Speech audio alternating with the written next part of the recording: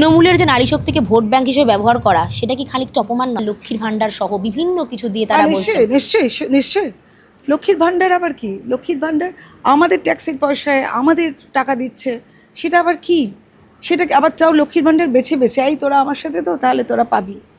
এই রকম কত লোককে আমি জিজ্ঞেস করেছি, হ্যাঁ গো লক্ষ্মীর ভাণ্ডার পাও? বলে না না না, আমি যাদের চিনি ন্যাচারালি তারা বিজেপি সমর্থক। বলে না না, আমরা তো পাই না। তো এই যে অন্নপূর্ণা সাম্মানিক যেটা এবার আসছেন, সে অন্নপূর্ণা সবাইয়ের জন্যে।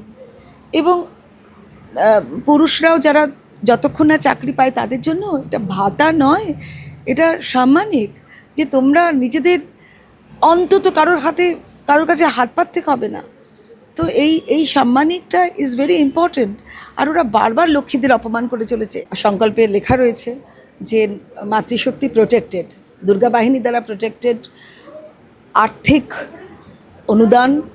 অনুদান না বলে তাকে সাম্মানিক বলা হয়, সম্মান। তো এই সম্মান দ্বারা প্রোটেক্টেড, সব ব্যাপারে প্রোটেক্টেড হয়ে আছে।